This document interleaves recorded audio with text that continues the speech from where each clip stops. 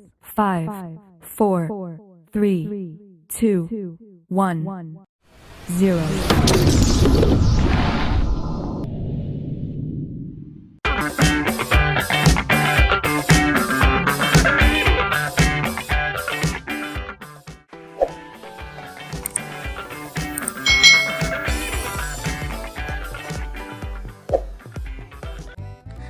Hai.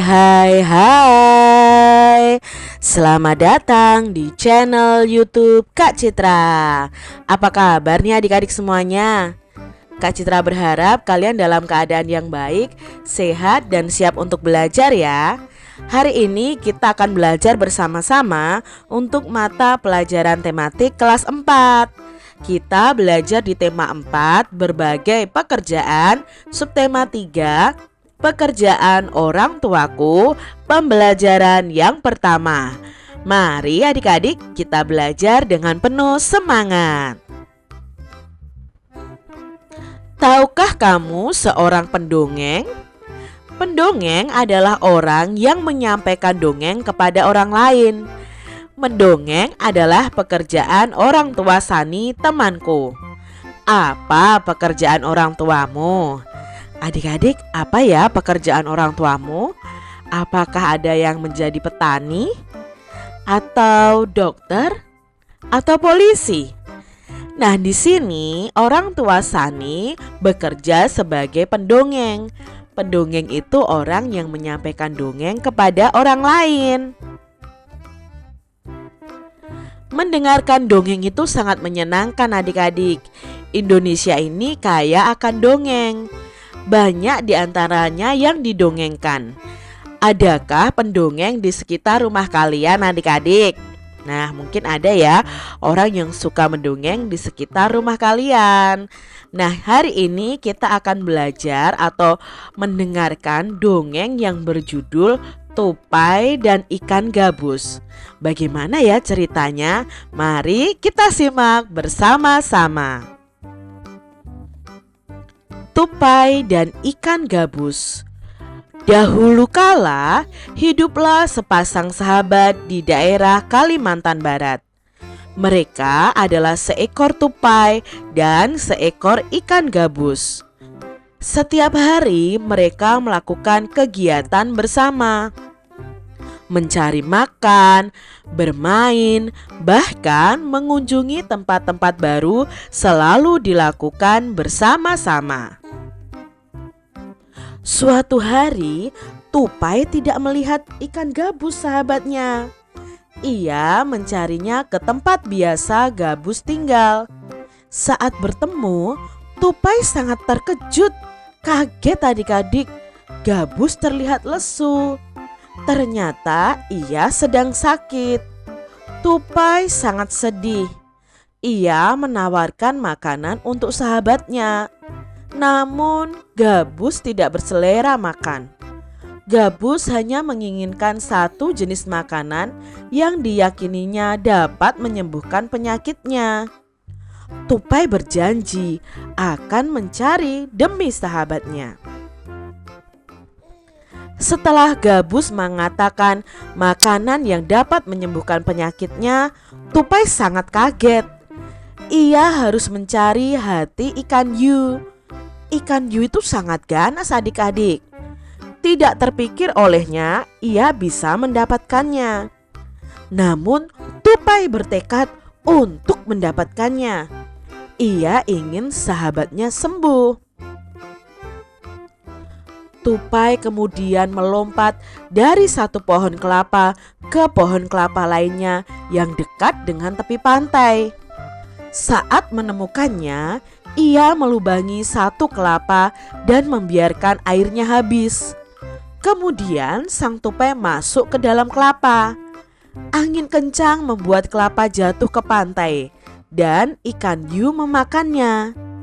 Di dalam perut ikan, tupai kemudian keluar dari kelapa dan menggigit hati ikan hiu. Ikan tersebut mencoba bertahan sampai kehabisan tenaga. Ombak besar membawa ikan hiu ke tepi pantai. Saat itulah tupai keluar dari mulut ikan Yu dan membawa hati ikan kepada sahabatnya. Sampai di tempat ikan gabus, tupai kemudian memberikan hati ikan Yu untuk dimakannya. Beberapa hari kemudian, tupai melihat sahabatnya segar kembali. Betapa senangnya tupai melihat ikan gabus sehat seperti sedia kala.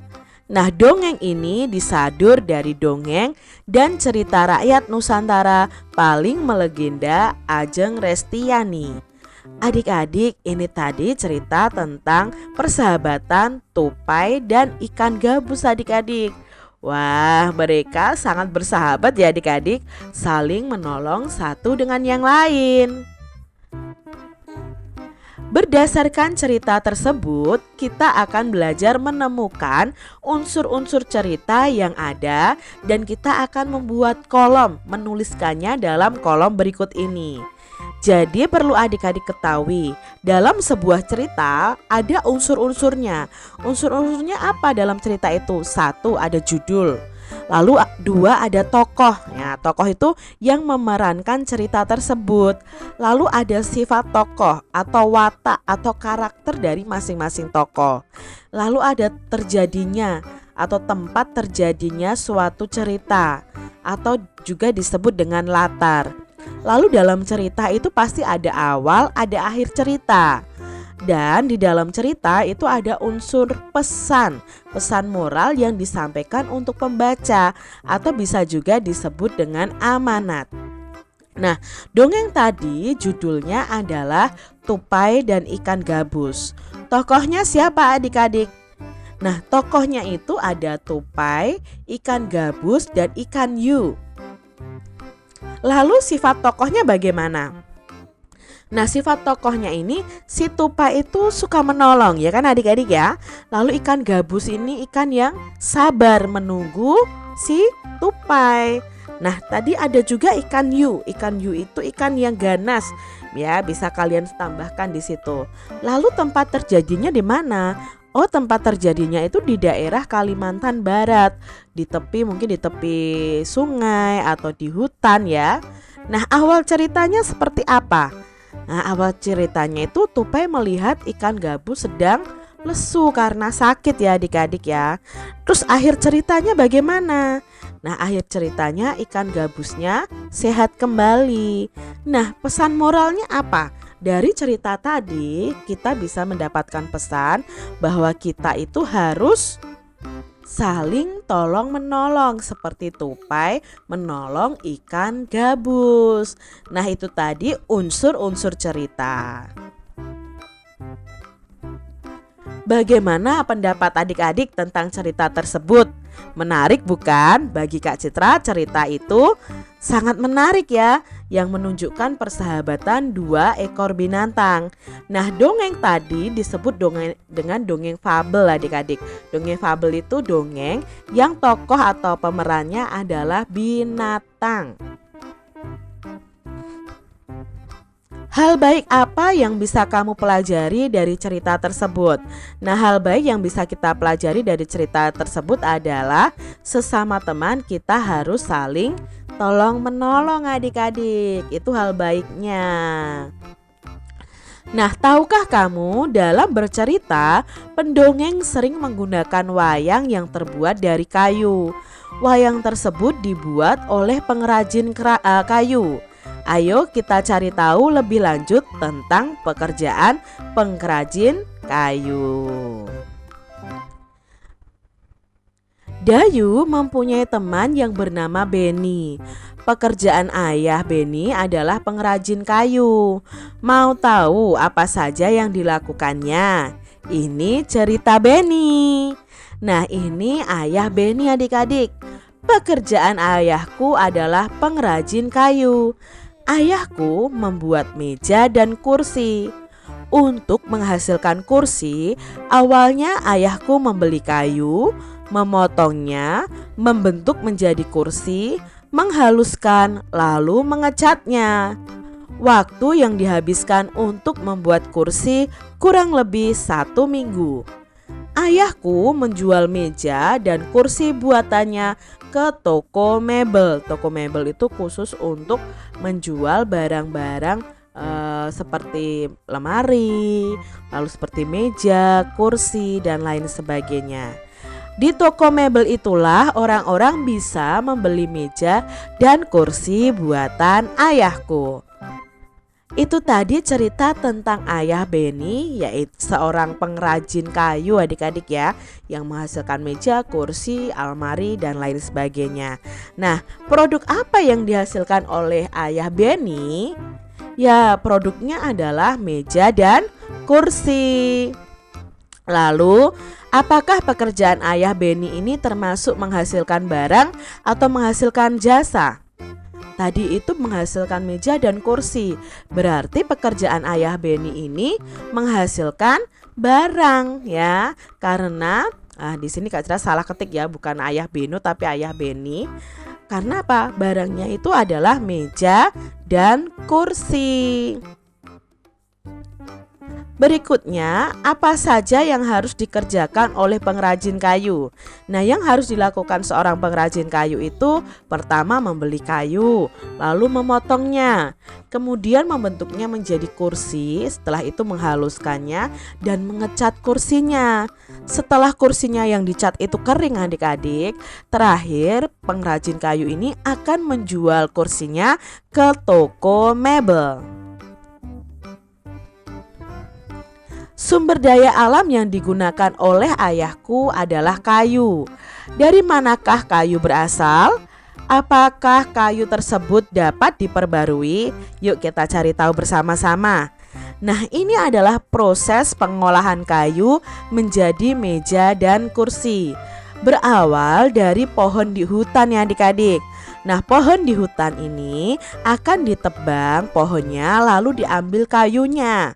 Nah, kayu tersebut akan dipotong-potong adik-adik dan diangkut ke kota. Nah, kayu yang dipotong dan diangkut ke kota akan dibawa ke pengrajin kayu. Nah, pengrajin kayu akan membuat berbagai benda yang terbuat dari kayu. Setelah itu, pengrajin kayu ini akan menjualnya ke toko mebel, dan toko mebel ini menjual barang ya seperti kursi, meja seperti itu kepada pembeli. Inilah proses pengolahan kayu menjadi meja dan kursi sampai ke tangan pembeli. Jelaskan proses yang terjadi sehingga meja dan kursi bisa sampai di rumahmu. Nah, prosesnya adalah pohon di hutan itu ditebang dan kemudian diangkut sampai ke pengrajin kayu. Pengrajin kayu mengubah kayu menjadi barang seperti meja dan kursi. Setelah jadi, dijual ke toko mebel. Nah, dari toko mebel ini, masyarakat yang membutuhkan meja dan kursi dapat membelinya di toko tersebut. Sehingga meja dan kursi bisa sampai di rumah kita. Profesi apa saja yang terlibat agar meja dan kursi itu sampai di rumah kita adik-adik? Nah, profesi atau pekerjaan yang terlibat adalah penebang kayu, lalu ada tukang pengangkut barang, ada pengrajin kayu, ada pedagang mebeler atau pedagang yang menjual barang-barang mebel. Ini adalah profesi atau pekerjaan yang terlibat dalam pembuatan meja dan kursi. Ternyata cukup panjang ya perjalanan meja dan kursi hingga bisa sampai di rumah kita. Bagaimana sebaiknya kita merawat meja dan kursi di rumah kita? Nah, caranya dengan merawat barang yang kita miliki dengan baik adik-adik agar bisa awet. Karena barang-barang yang ada di rumah kita dibuat dari sumber daya alam yang jumlahnya bisa berkurang sewaktu-waktu. Nah, kita kan menggunakan kayu ya, meja dan kursi kita memakai sumber daya alam dari kayu. Nah, kayu itu dari hutan adik-adik. Kalau kita tidak menjaga barang-barang kita dengan baik, maka Ya, sewaktu-waktu sumber daya alam seperti kayu yang ada di hutan akan semakin berkurang adik-adik. Ayahku mendapatkan kayu untuk bahan baku mebel dari hutan. Salah satu hutan di Indonesia yang paling sering diambil pohonnya adalah hutan di Kalimantan. Dahulu adik-adik, hutan di Kalimantan itu sangat lebat dan merupakan paru-paru dunia atau penghasil oksigen adik-adik. Akan tetapi kini pohon-pohonnya semakin berkurang. Sering sekali karena adanya kebakaran hutan dan penebangan pohon secara liar loh adik-adik. Coba adik-adik perhatikan kenampakan hutan di Kalimantan pada gambar di bawah ini. Warna hijau ini menunjukkan adanya pohon dan warna putih itu menunjukkan hutan yang gundul. Adik-adik, tahun 1950 Pulau Kalimantan itu sangat hijau adik-adik karena banyak pohon, banyak hutan di dalamnya. Tapi lihat adik-adik, semakin tahun warna hijaunya semakin hilang adik-adik. Sampai tahun 2020 ini, lihat warna hijaunya semakin sedikit. Berarti menunjukkan bahwa pohonnya atau hutannya semakin sedikit. Dan hutan yang gundul yang dijadikan pemukiman warga malah semakin banyak adik-adik. Wah, apakah ini berdampak baik atau berdampak buruk? Tentunya berdampak buruk adik-adik. Karena awalnya Pulau Kalimantan itu termasuk penghasil oksigen terbesar, penghasil kayu terbesar adik-adik. Nah sekarang kalau berkurang seperti ini berarti penghasil oksigennya juga berkurang adik-adik. Pohon-pohonnya juga ditebangi. Nah ini dampak buruk adik-adik, berkurangnya hutan di Kalimantan dari tahun 1950 sampai 2020 saat ini. Menurutmu bagaimana perkembangan pohon yang ada di hutan Kalimantan dari tahun ke tahun? Mari kita diskusikan bersama-sama adik-adik. Tahun 1950 hampir seluruh wilayah Kalimantan itu tertutupi hutan tadi ya. Tapi di tahun 1985 hutannya sedikit berkurang tapi masih cukup luas adik-adik ya. Sedikit ditebangi tapi masih luas. Lah tahun 2000 apa yang terjadi? Hutan di Kalimantan mulai banyak berkurangnya. Tahun 2005 hutan di Kalimantan semakin banyak berkurang adik-adik ya. Banyak pemukiman warga. Tahun 2010 hutan di Kalimantan sama banyak dengan pemukiman warga. Sama banyak dengan hutan-hutan yang sudah digundul lalu dijadikan pemukiman warga. Lalu di tahun 2020 hutan semakin sempit, malah pemukiman warganya semakin luas. Nah ini tadi perkembangan pohon yang ada di hutan Kalimantan adik-adik. Bandingkan kenampakan hutan pada tahun 1950 dan 2010. Kenampakan hutannya pasti berbeda adik-adik karena hutan di Kalimantan pada tahun 1950 hampir menutupi seluruh Kalimantan. Sedangkan pada tahun 2010 hutan di Kalimantan itu sudah sama banyaknya dengan pemukiman warga adik-adik. Sangat berbeda jauh ya adik-adik ya. Menurutmu mengapa kenampakan hutan pada tahun 1950 dan 2010 itu sangatlah berbeda adik-adik? Nah karena apa? Tahun 1950 hampir seluruh Kalimantan itu masih tertutup oleh hutan. Sedangkan tahun 2010 hutan di Kalimantan sudah sangat berkurang karena digunakan untuk pemukiman warga. Ditebangi pohonnya lalu dijadikan tempat tinggal oleh warga adik-adik. Bagaimana kondisi hutan jika terjadi penebangan terus-menerus? Tentunya yang terjadi adalah hutan akan rusak dan hutan menjadi gundul adik-adik. penghasil oksigen juga akan semakin berkurang. Padahal oksigen itu sangat penting loh bagi manusia, bahkan bagi makhluk hidup yang lainnya. Apa yang akan terjadi jika pohon di hutan semakin berkurang?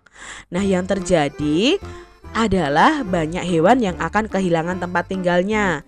Selain itu, pohon yang berkurang di hutan dapat menimbulkan abrasi atau nama lainnya erosi. Erosi itu pengikisan tanah oleh air adik-adik.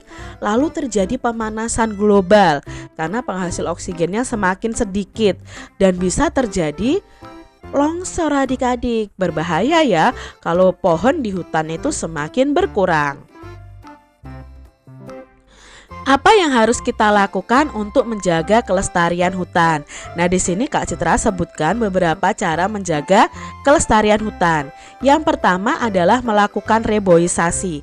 Reboisasi itu apa Kak Citra? Reboisasi itu penanaman kembali hutan yang sudah gundul adik-adik.